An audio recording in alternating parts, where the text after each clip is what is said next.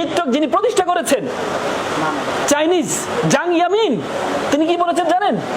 তিনি বলেছেন TikTok was created only for jobless and unstable people. যিনি ক্রিয়েট করেছেন তিনি বলছেন টিকটক ওয়াজ ক্রিয়েটেড ফর বাদাম্মা, আর তোমরা সেটাকে নিয়ে TikTok celebrity. Wow, TikTok star. একটা পরিসংখ্যানে দেখা গেছে বাংলাদেশ ভারতে সবচেয়ে বেশি ইউজার হচ্ছে টিকটকের ইউজার সবচেয়ে বেশি। সবাই টিকটক সেলিব্রিটি হতে চায়,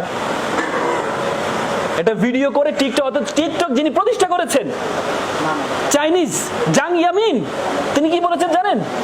তিনি বলেছেন TikTok was created only for jobless and unstable people. আমি টিকটকে তৈরি করছি আনস্টেবল, যারা স্টেবল না এবং জবলেস, কাজ কাম নাই, বাদাইম্মা নাই।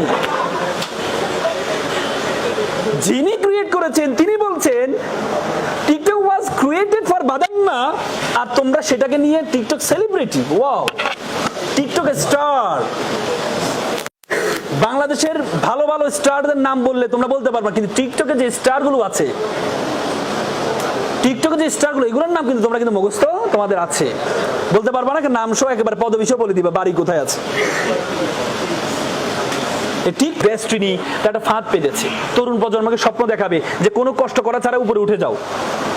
দেখবা একটা 10 তলা একটা লোকে 10 তলার উপরে কেউ যদি কাউকে হেলিকপ্টার করে নামিয়ে দেয়, নেমে দেওয়ার পরে হেলিকপ্টারটা চলে যায়, সে কিভাবে নামবে বলো তো? সে কি জানে কিভাবে নামতে হয়? সে তো জানে না কিভাবে নামতে হয়।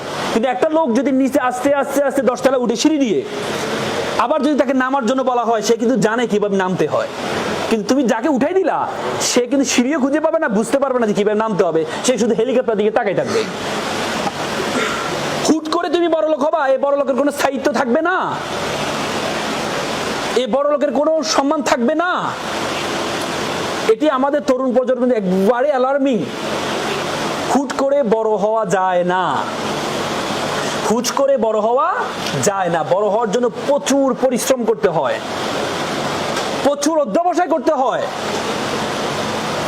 একটা মূর্তির পাথর, মূর্তি আর মেঝে পড়ে থাকে এক পাথর, মেঝে পড়ে থাকে পাথর, খুব নিঃশ্বাস ফেলে বললো মূর্তি পাথর, তোমার আজকে কত সম্মান, তোমাকে মানুষ তোমার মাথার উপর দুধ ঢালছে, তোমাকে ফুল দিচ্ছে, আর আমার সবাই আসতে যেতে শুধু লাথি মারে। তখন মূর্তি সে বলল, পাথর বন্ধু পাথর, তুমি তো দেখলা এখন যে আমাকে ফুল দিচ্ছে এটা দেখলা, কিন্তু আমাকে একসময় যে কাটা হয়েছে, আমাকে ভাঙ্গা হয়েছে, ভাঙ্গার পর কাটা হয়েছে, কাটা হওয়ার পর আমাকে মূর্তিতে ঘষে ঘষে আমাকে মূর্তি বানানো হয়েছে, আমি যে কষ্টটা করেছিলাম সে কষ্টের কারণে আজকে আমি মূর্তি পরিণত হয়েছি, আজকে সবাই আমাকে স্যালুট করছে। আজকে শুধু তুমি সফলতাটা দেখো, কিন্তু সফলতা কিভাবে সে আসছে সেটা তুমি দেখো না। It is struggling. It is a very important for your life.